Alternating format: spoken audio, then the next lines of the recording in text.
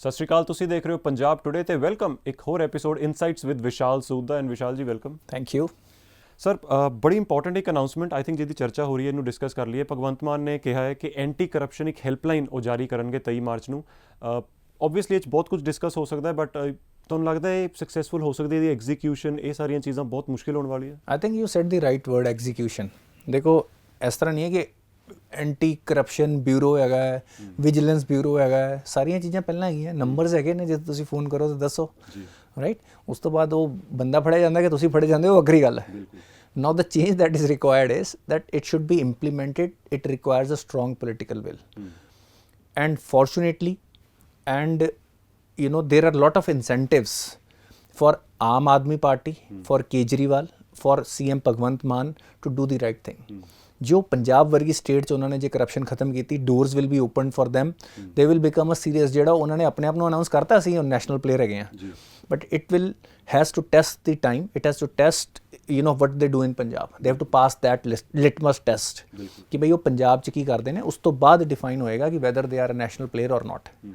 ਤੇ it's a good start.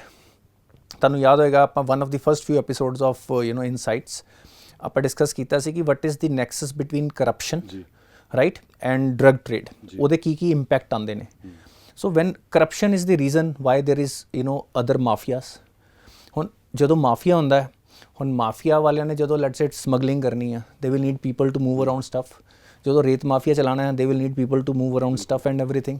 ਹੁਣ campuses ਜਾ ਕੇ ਤੇ ਹਾਇਰਿੰਗ ਕਰਨਗੇ ਨਹੀਂ, ਕਿ ਸਿਵਲ ਇੰਜੀਨੀਅਰ ਦੇ ਬੱਚੇ ਰੱਖ ਲਏ, MBA ਦੇ ਸਪਲਾਈ ਚੇਨ ਦੇ ਬੱਚੇ ਰੱਖ ਲਏ, ਇਹ ਤਾਂ ਉਹ ਕਰਨਗੇ ਨਹੀਂ। ਸੋ ਕਿਹਨਾਂ ਨੂੰ ਹਾਇਰ ਕਰਨਗੇ? ਬਦਮਾਸ਼ਾਂ ਨੂੰ। ਜਦੋਂ ਬਦਮਾਸ਼ਾਂ ਨੂੰ ਜਾਂ ਉਸ ਮਾਈਂਡ ਸੈਟ ਦੇ ਲੋਕਾਂ ਨੂੰ ਪਤਾ ਹੈ ਕਿ ਬਈ ਸਾਨੂੰ ਸ਼ਹਿ ਵਾ, ਅਸੀਂ ਉਹਨਾਂ ਦਾ ਹੀ ਕੰਮ ਕਰਦੇ ਪਏ ਹਾਂ, ਰਾਈਟ, ਫਿਰ ਉਹ ਗੋਲੀਬਾਰੀ ਹੋਏਗੀ ਜਿਵੇਂ ਮੋਹਾਲੀ 'ਚ ਅੱਜ ਹੋ ਗਈ ਹੈ। So it creates a law and order problem, ਕਿਉਂਕਿ ਉਹਨਾਂ ਦੇ ਹੌਸਲੇ ਖੁੱਲ੍ਹੇ ਹੁੰਦੇ, ਉਹਨਾਂ ਨੂੰ ਪਤਾ ਕਿ we have the protection of the official system. ਸਾਨੂੰ ਪੋਲੀਟੀਕਲ ਸਿਸਟਮ ਦੀ ਪ੍ਰੋਟੈਕਸ਼ਨ ਹੈ, ਸਾਨੂੰ ਪੁਲਿਸ ਸਿਸਟਮ ਦੀ ਪ੍ਰੋਟੈਕਸ਼ਨ ਹੈ, ਸਾਨੂੰ ਬਿਊਰੋਕ੍ਰੇਸੀ ਦੀ ਪ੍ਰੋਟੈਕਸ਼ਨ ਹੈ। ਅਤੇ ਜੇ ਮੈਨੂੰ ਲੱਗਦਾ ਕਿ ਭਗਵੰਤ ਮਾਨ ਜੀ ਜੇ ਇਹ ਮਾਫੀਆ ਨੂੰ ਖਤਮ ਕਰ ਪਾਏ, ਜੇ ਕਰਪਸ਼ਨ ਨੂੰ ਖਤਮ ਕਰ ਪਾਏ, ਤੇ ਆਈ ਥਿੰਕ ਇਹ ਸਾਰੇ ਲਾਅ ਐਂਡ ਆਰਡਰ ਦੇ ਇਸ਼ੂ ਆਪਣੇ ਆਪ ਸੋਲਵ ਹੋਣੇ ਸ਼ੁਰੂ ਹੋ ਜਾਣਗੇ। ਫਿਰ ਕਰਪਸ਼ਨ ਜਦੋਂ ਇੱਕ ਥਾਂ ਤੋਂ ਖਤਮ ਹੋਏਗੀ, ਉਹਦੇ ਇੰਪੈਕਟ ਦੂਜੇ ਫੀਲਡ 'ਚ ਆਉਣਗੇ। ਜੇ ਇੱਕ ਥਾਂ 'ਤੇ ਕਰਪਸ਼ਨ ਹੈ, ਉਹ ਬੰਦੇ ਦਾ ਜ਼ਮੀਰ ਹੀ ਨਹੀਂ ਹੈ ਜਿਹੜਾ ਬੰਦਾ ਉਸ ਕਰਪਸ਼ਨ 'ਚ ਹੈਗਾ। ਫਿਰ ਹੈਲਥ ਉਹਨਾਂ ਲਈ ਇੱਕ ਮੇਜਰ ਇਸ਼ੂ ਹੈ, ਹੈਲਥ ਆਪਣੇ ਆਪ ਇੰਪਰੂਵ ਹੋਏਗੀ, ਰਾਈਟ। ਆਪਾਂ ਜਿਵੇਂ ਲਾਸਟ ਟਾਈਮ ਵੀ ਕਿਹਾ, ਹੈਲਥ ਦਾ ਮਤਲਬ ਹੈ ਨਹੀਂ ਸਿਰਫ ਹਸਪਤਾਲ, ਪੂਰੀ ਸਪਲਾਈ ਚੇਨ, ਫੂਡ ਦੀ ਸਪਲਾਈ ਚੇਨ, ਉਹਦੀ ਪ੍ਰੋਡਕਸ਼ਨ ਤੋਂ ਲੈ ਕੇ ਉਹਦੀ ਪ੍ਰੋਸੈਸਿੰਗ ਤੋਂ ਲੈ ਕੇ ਸਾਡੇ ਤੱਕ ਕਿਵੇਂ ਪਹੁੰਚਦਾ ਪਿਆ, ਉਹ 'ਚ ਮਿਲਾਵਟ ਕਿੰਨੀ ਹੋ ਰਹੀ ਹੈ, ਕਿਸ ਤਰ੍ਹਾਂ ਦਾ ਦੁੱਧ ਬਣਦਾ ਪਿਆ, ਕਿਸ ਤਰ੍ਹਾਂ ਸਬਜ਼ੀ ਉਗਾਈ ਜਾ ਰਹੀ ਹੈ, ਇਹ ਸਾਰੀਆਂ ਚੀਜ਼ਾਂ ਦੇ ਉੱਤੇ ਰਿਫੋਰਮਸ ਲਿਆਉਣ ਦੀ ਲੋੜ ਹੈਗੀ ਹੈ। ਫਿਰ ਸਾਡੇ ਜਿਹੜੇ ਫੂਡ ਇੰਸਪੈਕਟਰਸ ਨੇ, ਉਹਨਾਂ ਦੇ ਉੱਤੇ ਮੇਜਰ ਧਿਆਨ ਰੱਖਣ ਦੀ ਲੋੜ ਹੈ, ਕਿਉਂਕਿ ਜਿਹੜਾ ਖਾਣਾ ਬਾਹਰ ਲੋਕੀ ਖਾ ਰਹੇ ਨੇ, ਦੇਖੋ ਲੋਕਾਂ ਨੇ ਕੰਮ ਕਰਨਾ, ਨੌਕਰੀ ਕਰਨੀ, ਬਾਹਰ ਵੀ ਚੀਜ਼ਾਂ ਖਾਣੀਆਂ, ਉਹਨਾਂ ਨੂੰ ਸਾਫ਼ ਸੁਥਰੀ ਹੈਲਦੀ ਚੀਜ਼ਾਂ ਮਿਲਣ। ਇਹਨਾਂ ਸਾਰੀਆਂ ਚੀਜ਼ਾਂ ਦਾ ਇੱਕ ਬੜਾ ਹੀ ਆਪਸ ਦੇ ਵਿੱਚ ਇੱਕ ਨੈਟਵਰਕ ਹੈਗਾ, ਇੱਕ ਨਿਊਰਲ ਨੈਟਵਰਕ ਵਾਂਗੂ ਹੈਗਾ। ਕਰਪਸ਼ਨ ਦਾ ਇੱਕ ਨਿਊਰਲ ਨੈਟਵਰਕ ਬਣਿਆ, ਉਹਨੂੰ ਇੱਕ ਥਾਂ ਤੋਂ ਤੁਸੀਂ ਤੋੜਨਾ ਸ਼ੁਰੂ ਕਰੋਗੇ, ਹੌਲੀ ਹੌਲੀ ਤੁਹਾਨੂੰ ਬਾਕੀ ਥਾਂ 'ਤੇ ਵੀ ਬੈਨੀਫਿਟ ਮਿਲਣੇ ਸ਼ੁਰੂ ਹੋਣਗੇ। We appreciate, but it is nothing new, ਠੀਕ ਹੈ ਨਾ। I am not being negative about it, is nothing new. Numbers ਹੈਗੇ ਨੇ। Maybe the message is to emphasise ਕਿ ਜਿਵੇਂ ਆਪਾਂ ਉਦੋਂ ਵੀ ਗੱਲ ਕੀਤੀ ਸੀ, ਸਾਡੇ ਤੱਕ ਵੀ ਮੈਸੇਜ ਪਹੁੰਚੇ ਕਿ it will be easy for you to handle corruption ਜਾਂ you know to take action against corruption. ਮੈਂ ਐਨੋਨਿਮਸ ਕਾਲ ਕਰਾਂ, ਮੇਰੀ ਉੱਥੇ ਤੱਕ ਆਵਾਜ਼ ਪਹੁੰਚੇ ਅਤੇ ਉਸ 'ਤੇ ਐਕਸ਼ਨ ਹੋਵੇ, ਅਤੇ ਮੈਨੂੰ ਵੀ ਇੱਕ ਲੂਪ ਕਲੋਜ਼ ਵੀ ਹੋਵੇ, ਮੈਨੂੰ ਵੀ ਪਤਾ ਚੱਲੇ ਉੱਤੇ ਐਕਸ਼ਨ ਕੀ ਹੋਇਆ। ਬਿਲਕੁਲ, no doubt. So yes, challenges ਨੇ, ਐਂਡ ਜਿਵੇਂ ਤੁਸੀਂ ਕਿਹਾ ਨਿਊਰਲ ਨੈਟਵਰਕ ਹੈ, ਥੋੜ੍ਹਾ ਤੋੜਨਾ ਸ਼ੁਰੂ ਕਰਾਂਗੇ ਸਾਰਾ ਟੁੱਟੇਗਾ।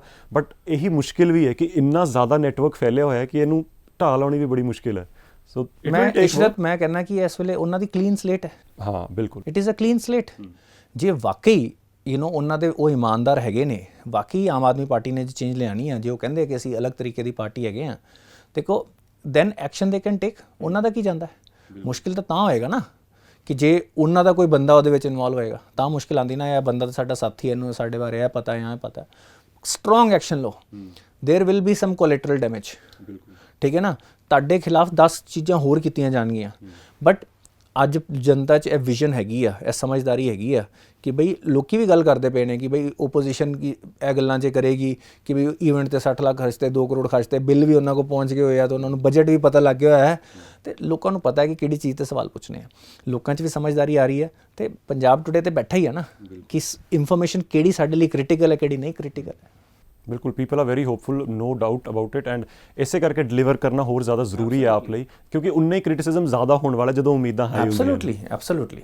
ਰਾਈਟ ਤੇ ਅੱਗੇ ਵਧਦੇ ਹਾਂ ਰਸ਼ੀਆ ਯੂਕਰੇਨ ਦੇ ਵਿੱਚ ਆਈ ਥਿੰਕ ਬੜੀ ਇੱਕ ਇੰਟਰਸਟਿੰਗ ਚੀਜ਼ ਇੰਡੀਆ ਲਈ ਹੋਈ ਹੈ US is recognizing ਕਿ ਇੰਡੀਆ ਬੜਾ ਇੰਪੋਰਟੈਂਟ ਹੈ but they are starting to question you know a statement like India has to decide ਕਿ ਹਿਸਟਰੀ 'ਚ ਉਹਦਾ ਨਾਮ ਜਦੋਂ ਇਹ ਸਾਰਾ ਕੁਝ ਹੋਏਗਾ ਉਹ ਕਿੱਥੇ ਹੋਏਗਾ ਬਹੁਤ ਹੀ ਇਮੋਸ਼ਨਲ ਵਰਡ ਪਲੇ ਕਰਨ ਦੀ ਕੋਸ਼ਿਸ਼ ਕਰ ਰਹੇ ਆ ਬੇਸਿਕਲੀ ਦੇਖੋ ਉਹਦੇ ਵਿੱਚ ਪ੍ਰੈਸ ਕਾਨਫਰੰਸ ਉਹਨਾਂ ਤੋਂ ਇੰਡੀਆ ਬਾਰੇ ਪੁੱਛਿਆ ਗਿਆ ਕਿ ਇੰਡੀਆ ਤੇ ਆਇਲ ਵੀ ਖਰੀਦਦਾ ਪਿਆ ਤੇ ਇੰਡੀਆ ਨੇ ਕੋਈ ਸਟਾਂਸ ਨਹੀਂ ਲਿੱਤਾ now everyone knows how critical India is for US ਨੇ ਵੀ ਜੇ ਐਂਟੀ ਚਾਈਨਾ ਬੈਲੈਂਸ ਬਣਾਉਣਾ ਤਾਂ ਉਹਨਾਂ ਨੂੰ ਵੀ ਇੰਡੀਆ ਦੀ ਲੋੜ ਹੈ ਉਹਨਾਂ ਨੂੰ ਇਹ ਸਮਝਣਾ ਪਏਗਾ ਕਿ ਇੰਡੀਆ ਦੀ ਰਸ਼ੀਆ ਦੇ ਨਾਲ ਇੱਕ ਹਿਸਟੋਰੀਕਲ ਫਰੈਂਡਸ਼ਿਪ ਰਹੀ ਹੈ ਚੀਜ਼ਾਂ ਨੂੰ ਡੀਹਾਈਫਨੇਟ ਉਹਨਾਂ ਨੂੰ ਵੀ ਕਰਨਾ ਪਏਗਾ ਤੇ ਇੰਡੀਆ ਨੂੰ ਵੀ ਇਹ ਦੱਸਣਾ ਪਏਗਾ US ਨੂੰ ਕਿ we are not like Pakistan we are not your lackeys ਠੀਕ ਹੈ ਨਾ we are a sovereign country India ਨੇ ਪ੍ਰੂਵ ਕੀਤਾ ਕਿ ਅਸੀਂ ਸੋਵਰਨ ਕੰਟਰੀ ਅਸੀਂ ਆਪਣੇ ਹਿੱਤ ਵਿੱਚ ਡਿਸੀਜਨ ਲਵਾਂਗੇ ਤੇ I think that we have shown that we have enough backbone ਕਿ ਜੇ US ਸਾਨੂੰ ਪ੍ਰੈਸ਼ਰਾਈਜ਼ ਕਰੇ ਉਹ ਯੂਰਪੀਅਨ ਕੰਟਰੀਜ਼ ਹੋਣਗੀਆਂ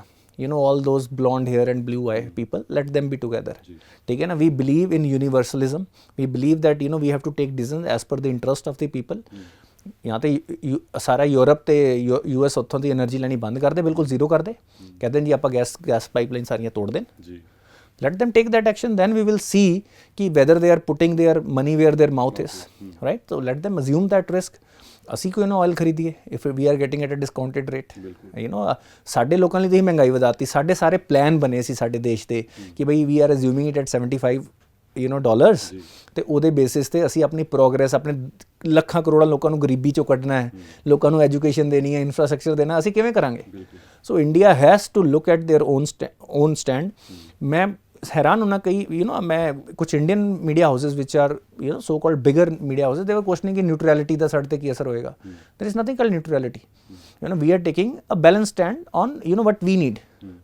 रशिया साडी 60-70% मशीन और you know machinery war machinery provide करता है can you afford to take that risk ਤੁਹਾਨੂੰ ਡਿਸਕਾਊਂਟ ਦੇ ਰਿਹਾ 25% ਦਾ on oil can you afford to not take that discount ਤੇ ਜੇ ਗਵਰਨਮੈਂਟ ਮਨਾ ਕਰ ਦੇ ਤੇ ਇਸੇ ਮੀਡੀਆ ਨੇ ਦੂਜੇ ਪਾਸੇ ਵੀ ਲਿਖ ਦੇਣਾ ਜੀ look there is a decision has to be taken ਇੱਕ ਕਾਸਟ ਬੈਨੀਫਿਟ ਐਨਾਲਿਸਿਸ ਹੁੰਦਾ ਹੈ ਤੇ ਆਈ ਥਿੰਕ ਸੋ ਫਾਰ ਦੇਖੋ ਸਾਡੇ ਜਦੋਂ ਇਹ ਲੜਾਈ ਸ਼ੁਰੂ ਹੋਈ ਇੰਡੀਆ ਦੇ ਦੋ ਮੇਜਰ ਏਮ ਸੀ ਇੱਕ ਆਪਣੇ ਬੱਚਿਆਂ ਨੂੰ ਆਪਣੀ ਪੋਪੂਲੇਸ਼ਨ ਨੂੰ ਉੱਥੋਂ ਬਾਹਰ ਕੱਢਣਾ ਦੂਜਾ ਸੀ ਕਿ ਆਪਣੇ ਇੰਟਰਸਟ ਨੂੰ ਪ੍ਰੋਟੈਕਟ ਕਰਨਾ I would give government of India almost full marks ਦੇਖੋ ਪਰਫੈਕਟ ਤੇ ਕੁਛ ਨਹੀਂ ਹੁੰਦਾ ਕੁਛ ਬੈਟਰ ਚੀਜ਼ਾਂ ਹੋ ਸਕਦੀਆਂ ਸੀ almost full marks how they have handled both the things I am proud of my country ਬਿਲਕੁਲ no doubt India is doing well diplomatically and ਇਹੋ ਜਿਹੇ statements also put India in the limelight ਕਿ India ਦੀ importance globally ਪਤਾ ਲੱਗਦੀ ਹੈ absolutely if US can't bully us no one can right China will also get a lesson ਕਿ ਇਹ ਤੇ ਨਾ ਤੇ US ਦੀ ਸੁਣਦੇ ਇਹਨਾਂ ਨੇ ਆਪਣੇ ਤਰੀਕੇ ਨਾਲ ਕਰਨਾ ਹੈ so we better also start ਹੁਣੀ ਚਾਈਨਾ ਦੇ ਫੋਰਨ ਮਿਨਿਸਟਰ ਇੰਡੀਆ ਆਏ ਕਿ ਨਹੀਂ ਜੀ ਕੱਲ ਪਰਸੋਂ ਜਾਂ ਅੱਜ ਆਏ ਨੇ ਇੰਡੀਆ ਆ ਗਏ ਨੇ ਡਿਊਰਿੰਗ ਦਿਸ ਵਾਰ ਉਹਨਾਂ ਦਾ ਇਹ ਮੈਸੇਜ ਆਇਆ ਨਹੀਂ ਕਿ ਆਪਾਂ ਇੱਕ ਦੂਜੇ ਦੀ એનર્ਜੀ ਵੇਸਟ ਨਹੀਂ ਕਰਨੀ ਹੁਣ during in our own friction because they are realizing that with the kind of vision that you know our people are also setting up the kind ਹੁਣ ਮੈਨੂੰ ਲੱਗਦਾ ਕਿ ਇੱਕ ਨਾ ਮੀਡੀਆ ਦਾ ਵੀ ਇੱਕ ਪੋਜ਼ਿਟਿਵ ਰੋਲ ਪਲੇ ਕਰਨ ਦਾ ਰੋਲ ਆ ਗਿਆ ਕਿ ਅਸੀਂ ਜਨਤਾ ਦੇ ਵਿੱਚ ਇੱਕ ਪੋਜ਼ਿਟਿਵ ਪਿਛਲੇ ਕੁਝ ਟਾਈਮ ਤੋਂ ਨਾ ਮੈਂ ਵੇਖਦਾ ਕਾਫੀ ਨੈਗੇਟਿਵ ਚੀਜ਼ਾਂ ਤੁਹਾਡਾ ਮੈਂ ਕਿ ਸ਼ਾਮ ਦੀ ਨਿਊਜ਼ ਸੁਣ ਕੇ ਡੋਪਾਮਾਈਨ ਲੈਵਲ ਲੋ ਹੋ ਜਾਂਦਾ ਤੁਹਾਡੇ ਸੈਂਸ ਆਫ ਹੈਪੀਨੈਸ ਖਤਮ ਹੋ ਜਾਂਦੀ ਹੈ ਤੇ ਫਿਰ ਲੋਕੀ ਸੋਚਣਗੇ ਹਿੰਦੁਸਤਾਨ 'ਚ ਕਰਨਾ ਕੀ ਹੈ ਐਂਡ ਅਨਨੈਸੈਸਰੀ ਜੀ ਇੱਥੇ ਖੜੀ ਜ਼ਮੀਨ ਸੀ ਉਹ ਇੱਥੇ ਫਸਲ ਉਗਾਤੀ ਕਿਉਂਕਿ ਉਹਨਾਂ ਨੇ ਇੱਥੇ ਭਾਸ਼ਣ ਕਰਾਇਆ ਦਿਸ ਇਜ਼ ਨਾਟ ਦੇਖੋ ਜ਼ਿਆਦਾਤਰ ਲੋਕੀ ਉਸ ਦੇ ਨਾਲ ਵਰੀ ਹੋਣਗੇ ਉਹਨਾਂ ਦੇ ਮਨ 'ਚ ਡਾਊਟ ਹੈਗਾ ਕਿ ਗਵਰਨਮੈਂਟ ਸਹੀ ਹੈ ਕਿ ਨਹੀਂ ਤੁਸੀਂ ਪਹਿਲੇ ਦਿਨ ਹੀ ਡਾਊਟ ਦਿੱਤੇ ਉਹ ਚੀਜ਼ ਨਾ ਮੋਮੈਂਟਮ ਨੂੰ ਖਤਮ ਕਰਦੀ ਹੈ ਤੇ ਇਸ ਕਰਕੇ ਆਪਾਂ ਵੀ as a fourth pillar of democracy ਜਿਹੜੀ ਗਵਰਨਮੈਂਟ ਦਾ ਗੋਲ ਆਫ ਕੋਰਸ ਹੋਏਗਾ ਓਪੋਜੀਸ਼ਨ ਦਾ ਵੀ ਇੱਕ ਪੋਜ਼ਿਟਿਵ ਰੋਲ ਪਲੇ ਕਰਨ ਦੀ ਲੋੜ ਹੈ ਤਾਂ ਕਿ ਆਪਾਂ ਕੋਲੈਕਟਿਵਲੀ ਇੰਡੀਆ ਨੂੰ ਨੈਕਸਟ ਲੈਵਲ ਤੇ ਲਿਜਾਣ 'ਚ ਪੂਰਾ ਜ਼ੋਰ ਲਾਈਏ that should be the message coming firm every side